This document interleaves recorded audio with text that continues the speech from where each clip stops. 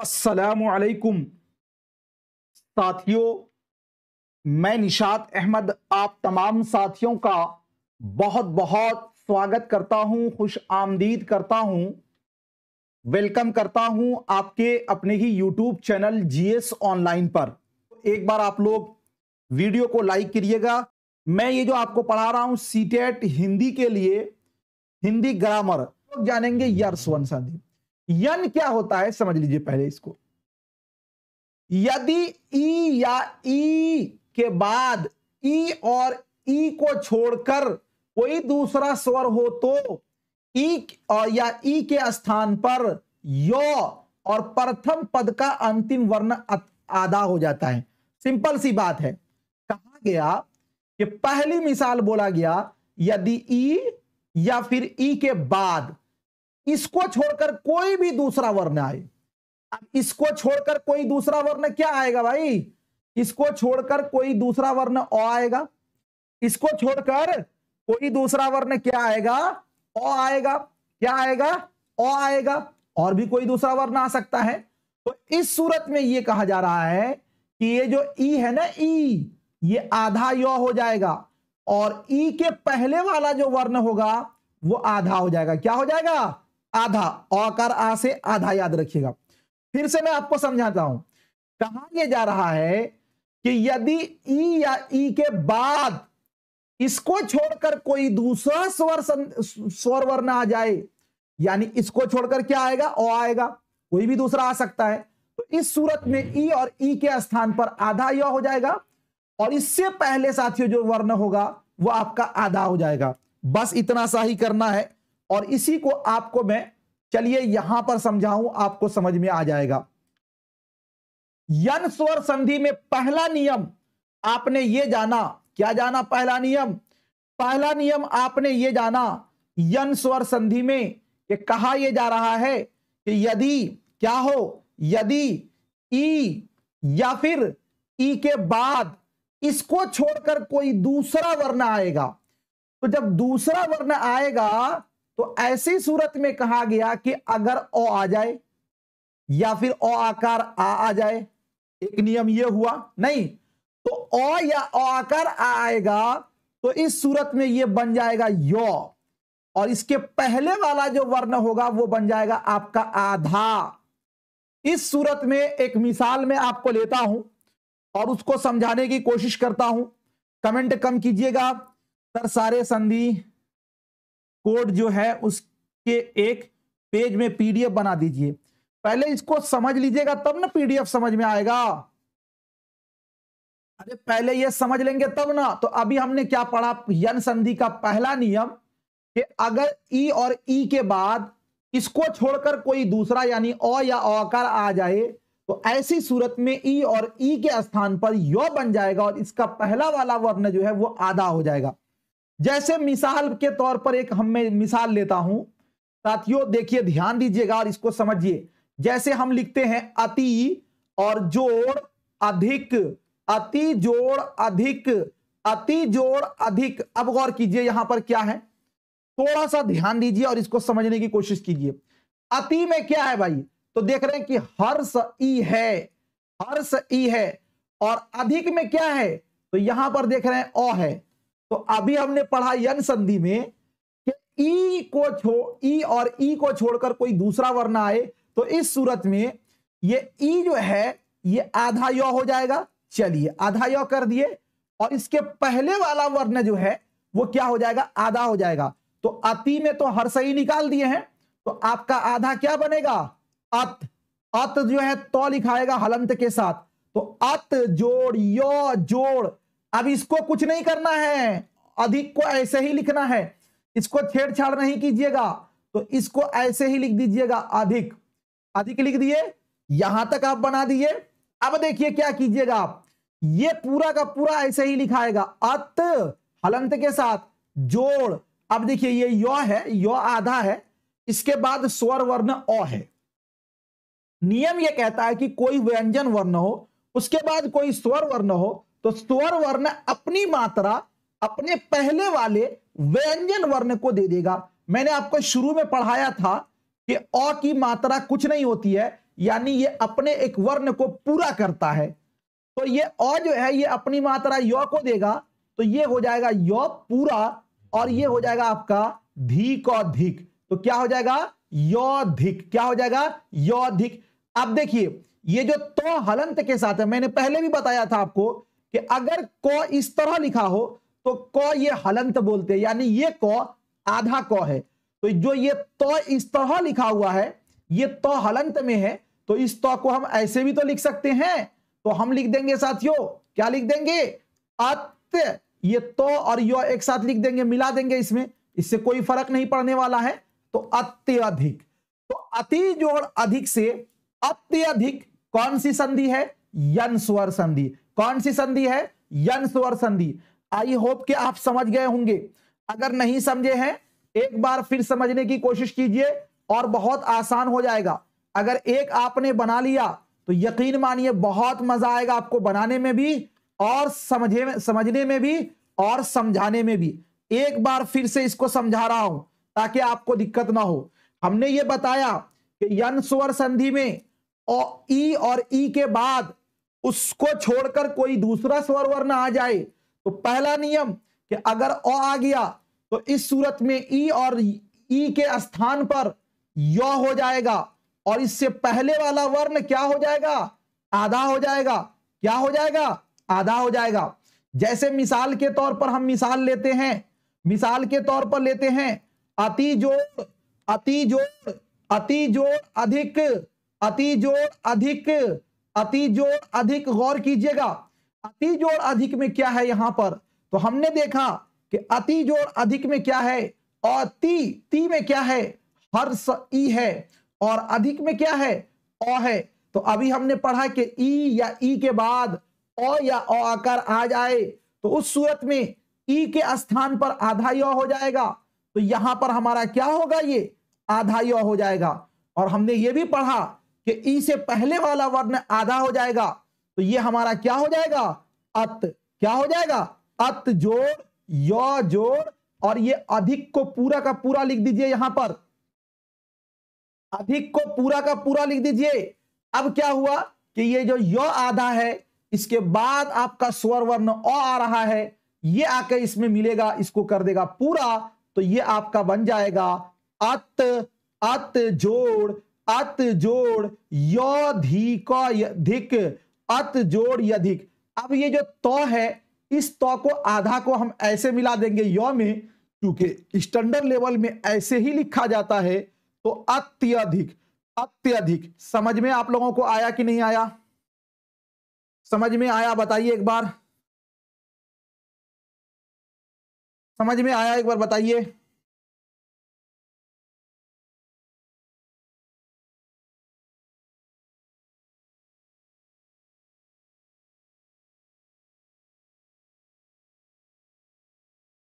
समझ में आया, ओके समझ में आ गया। तो हमने ये पढ़ा, पहला नियम हमने आपको ये बताया कि यन स्वर संधि के अंदर कि अगर ई या ई के बाद अ आ जाए, अब अगर ये हो कि ई और ई के बाद अ नहीं आए, कोई दूसरा स्वर वर्ण आ जाए, तो उस सूरत में क्या होगा भाई, तो उस सूरत में मान लीजिए कि ई और ई के बाद अ नहीं आए बल्कि कोई दूसरा स्वर वर्ण आ जाए। अब दूसरा क्या आ सकता है, तो दूसरा साथियों आपका आ सकता है कि ई और ई के बाद आपका उ आ जाए।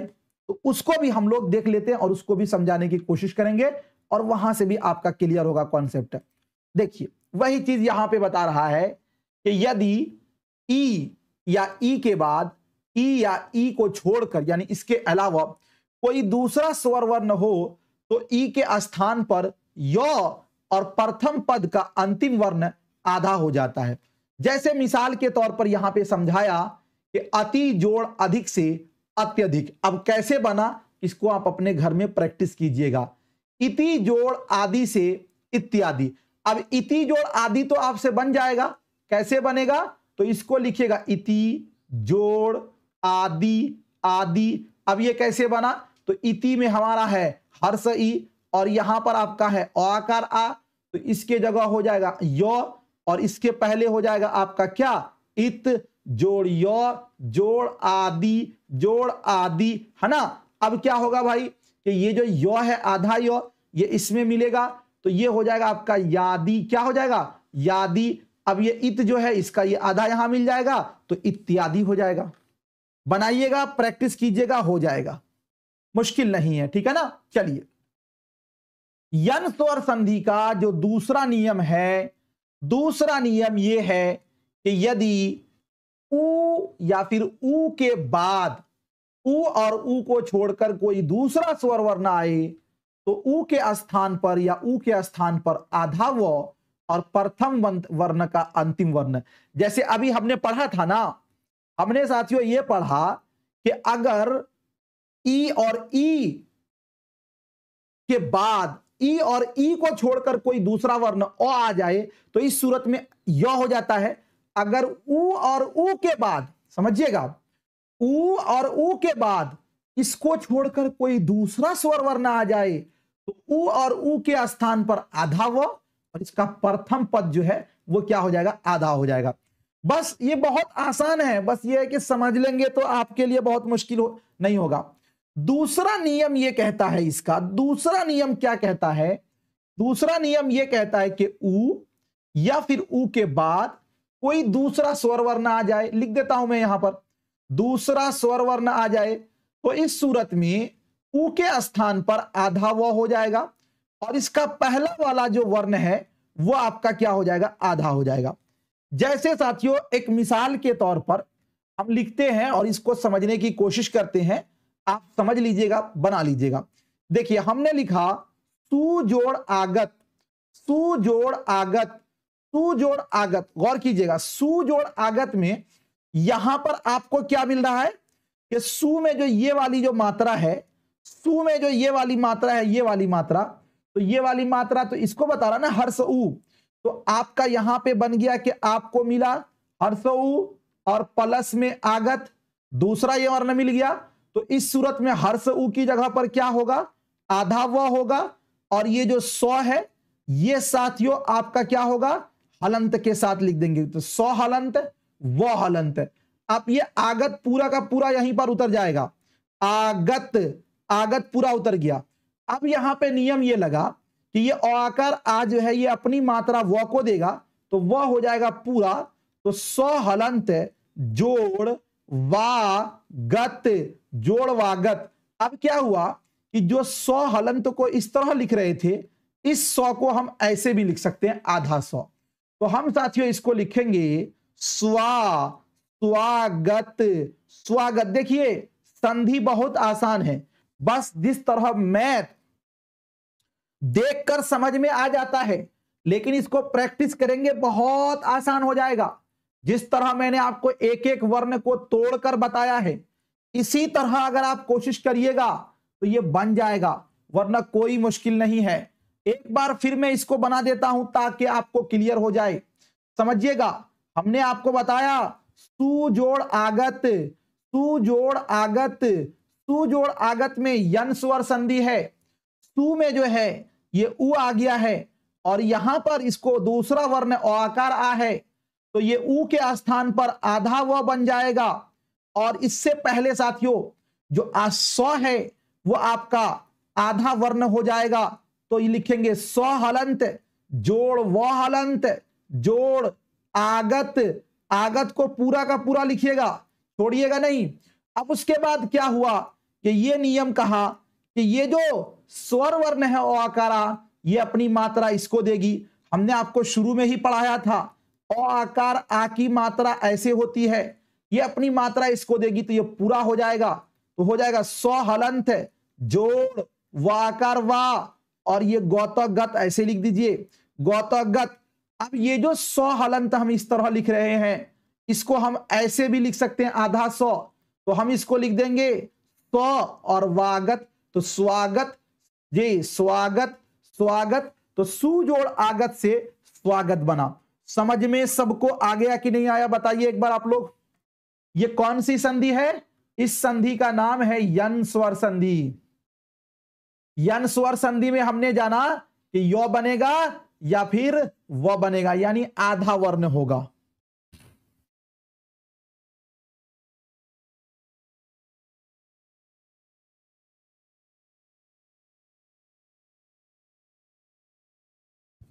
ठीक है, समझ में आया? जितना बताऊंगा ना वो सब बन जाएगा, जो नहीं बताऊंगा वो नहीं बन पाएगा। तो मेहनत करिएगा तो इंशाल्लाह हो जाएगा, मुश्किल नहीं है। ठीक है ना? पहला मैंने बता दिया आपको, स्वागत बना दिया आपको। अब एक और हम मिसाल लेते हैं। इस मिसाल को देखिए कितने लोग बना सकते हैं। देखिए एक मिसाल हम लेते हैं, सुजोड़ अक्ष। सुजोड़ अक्ष है ना। यहां पर क्या हुआ कि देख रहे हैं कि सु में जो उ है ये उ है, और यहां पे देख रहे हैं कि अ है अक्ष में। तो हमने पढ़ा कि अगर उ के बाद उ को छोड़कर कोई दूसरा वर्ण आए तो उस सूरत में उ के स्थान पर आधा व हो जाएगा। तो हम इसको आधा व कर देते हैं। ठीक, अब ये वाला जो है ये पूरा का पूरा ऐसे ही उतर जाएगा, है ना। ये ऐसे ही उतर जाएगा अक्ष का। अब ये जो है साथियों ये आपका आधा सौ होगा, मैंने अभी पढ़ाया आपको। तो ये हलंत सौ हो गया, हलंत सौ जोड़ व जोड़ अक्ष। अब ये वाला जो अक्ष है ये अपनी मात्रा इसको देगा तो ये पूरा व हो जाएगा। तो आपका क्या लिखाएगा, सौ हलंत है जोड़ वक्ष, जोड़ वक्ष। कैसे बना वक्ष पता है ना। अब ये जो 100 है जिसको कि हम हलंत के साथ लिख रहे थे, तो हम इसको ऐसे भी तो लिख सकते हैं। ऐसे लिखेंगे तो ये व में मिल जाएगा, तो आपका बनेगा स्वक्ष, स्वक्ष। तो सुजोड़ अक्ष से स्वक्ष, सुजोड़ अक्ष से स्वक्ष। कौन सी संधि, यन स्वर संधि। कौन सी संधि, यन स्वर संधि। ठीक है ना, कौन सी संधि, यन स्वर संधि। चलिए अब उसके बाद आगे चलते हैं। यन स्वर संधि आपका बन गया जे। अगला नियम है, अगला नियम इसी का कहा जा रहा है कि यदि यदि री के बाद री के बाद री के अतिरिक्त कोई अन्य स्वर आए तो री के स्थान पर रॉ हो जाता है। मतलब यह कहा जा रहा है कि अगर री या री के बाद इसको छोड़कर कोई दूसरा स्वर वर्ण आ जाए तो उस सूरत में साथियों क्या होगा, ये आधा रॉ हो जाएगा। जैसे देखिए मात्र जोड़ आनंद, तो इससे क्या बनेगा, मात्रानंद। अब ये कैसे बना, इसको भी अगर आप समझना चाहते हैं तो समझ लीजिए। मात्र जोड़ आनंद, मात्र जोड़ आनंद, मात्र जोड़ आनंद नहीं, मात्र जोड़ आनंद में यहां पर आपका क्या हो गया भाई, ये आपका री है। इसके बाद क्या है, आकार आ है। तो हमको बोला गया कि जो री के स्थान पर आधा रॉ हो जाएगा, तो इसके स्थान पर हम आधा रॉ करेंगे और साथियों जे, और इसके बाद हमारा क्या बनेगा यहां पर, मात, है ना। यही रॉ इसमें आके मिल जाएगा तो ये मात्र, और ये आकार आ इसमें मिल जाएगा तो मात्रानंद हो जाएगा। क्या हो जाएगा, मात्रानंद हो जाएगा। क्या हो जाएगा, मात्रानंद। अब स्वर संधि की एक दूसरी मिसाल है जिसको बोलते हैं अयादी स्वर संधि। अयादी क्या है भाई, अयादी स्वर संधि क्या है, मतलब जो जिसमें कोई उदाहरण नहीं हो, जिसको ऐसे ही सुनकर बनाया गया, उसको अयादी स्वर संधि बोलते हैं। थोड़ा जल्दी करूंगा मैं, इसको सुन लीजिए आप लोग, चूंकि ये बहुत जरूरी है, इसको प्रैक्टिस करेंगे तो आपको आ जाएगा। यदि ए ऐ ओ औ के बाद कोई अन्य स्वर हो तो इनके स्थान पर ऐ आय औ आओ हो जाता है। बस इतना सा ही नियम जानना आपको। क्या कहा जा रहा है, देखिएगा, कहा जा रहा है यदि ए ऐ ओ और औ के बाद, मतलब पहला जो वर्ण है उसका अंतिम वर्ण क्या है, ए है या फिर ऐ है, तो इस सूरत में ए और ऐ होगा और इसके बाद कोई दूसरा स्वर वर्ण आएगा तो ये बन जाएगा भाई ऐ। क्या बनेगा, ऐ बनेगा। अगर ओ और औ है, इसके बाद कोई दूसरा स्वर वर्ण आएगा तो इस सूरत में ये आपका बन जाएगा आय। क्या बनेगा, आय। अगर आपका क्या है जी, औ जी कहा जा रहा है, तो इस सूरत में क्या बनेगा, ऐ बनेगा, आय बनेगा, ओ औ बनेगा, फिर आओ बनेगा। ठीक है ना। जैसे मिसाल के तौर पर एक इसका पूरे कंप्लीट हमने आपको जे एक ही जगह समझाया है, इसको आप देखिए। ए हो यानी जो प्रथम वर्ण हो उसका अंतिम वर्ण क्या है, ए है। कोई भिन्न स्वर हो यानी इसके अलावा कोई दूसरा हो तो ए की जगह क्या बनाएंगे, ऐ बनाएंगे। क्या बनाएंगे, ऐ बनाएंगे। अभी नीचे मैं दिखाऊंगा। दूसरा है कि प्रथम स्वर वर्ण का जो है अंतिम वर्ण क्या है, ऐ है। कोई दूसरा स्वर भिन्न है तो ऐ की जगह पर बनेगा आय। तीसरा नियम इसका यह कहता है कि प्रथम जो वर्ण है उसका अंतिम वर्ण क्या है, ओ है, और कोई भिन्न स्वर हो तो उस सूरत में बनेगा साथियों ओ की जगह औ बनेगा। जी, चौथा नियम यह है कि अगर प्रथम शब्द का अंतिम वर्ण औ हो, कोई भिन्न स्वर हो तो औ का क्या बनेगा, आओ बनेगा। कैसे बनेगा अभी आप देखिए। जैसे देखिए यहां पर एक मिसाल है और इसको बनाना बहुत आसान हो जाएगा। जैसे देखिए ए जोड़ औ, अभी आपने पढ़ा है ना कि ए हो यानी अंतिम वर्ण क्या हो, ए हो, पहला वर्ण अ हो तो क्या बनेगा, ऐ बनेगा। अभी आपने पढ़ा है ना। तो देखिए अब इसको बनाना कितना आसान हो जाएगा आपका। ने जोड़ अन, ये अयादी संधि का है। ने में जो ये वाली जो मात्रा है, तो ये वाली मात्रा तो ये बता रहा है कि इसके आखिर में क्या है, ए है ना, ये वाली ए है। तो आपका ये क्या है, नौ हलंत जोड़ ए जोड़ नौ अन, है ना। अब ये हम लोग जान गए कि अगर क्या हो, पहले शब्द का अंतिम वर्ण ए हो, दूसरे शब्द का पहला वर्ण अ हो, इस सूरत में ए के स्थान पर क्या बनेगा, ए के स्थान पर ऐ बनेगा। तो भाई साहब हम यहां पे कर देंगे ने जोड़ अन से क्या बनेगा, नौ हलंत के साथ, और उसके बाद आपका ऐ बना देंगे। ऐ जोड़ अन, ऐ जोड़ अन, ऐ जोड़ अन, ने हलंत जोड़ ऐ जोड़ अन। अब यहां पे क्या करना है इसको आप समझिए। ये जो यो आधा है, ये वाला ओ आएगा इसमें, तो ये क्या बन जाएगा, जे पूरा यो बन जाएगा। क्या बन जाएगा, पूरा यो बन जाएगा। और ये वाला ओ इसमें आएगा तो ये पूरा नौ बन जाएगा। तो इस सूरत में ये बन जाएगा नौ यो नौ नयन, नौ यो नौ नयन। समझ में आप लोगों को आया, नौ यो नौ नयन, नौ यो नौ नयन, ठीक है ना, नौ यो नौ नयन। कैसे बना, तो ने के आखिर में ए है और यहां पर भी ओ है, इसके जगह हमने बना दिया ऐ, और ऐ को साथियों जब मिलाएंगे तो नौ यो नौ नयन। दूसरी मिसाल है कि पहले शब्द का अंतिम वर्ण क्या हो, ऐ हो, दूसरे शब्द का पहला वर्ण क्या हो, अ हो। तो जब ऐ होगा तो यह बनेगा आय। जैसे कि मिसाल के तौर पर यहां पे देखिए, गै जोड़ अक से गायक, गै जोड़ अक से, जब ये दो मात्रा है तो ये तो बता रहा है कि इसके आखिर में क्या है, ऐ है ना। तो जब इसके आखिर में ऐ है तो बताया गया कि ये आय बनेगा। क्या बनेगा, आय बनेगा।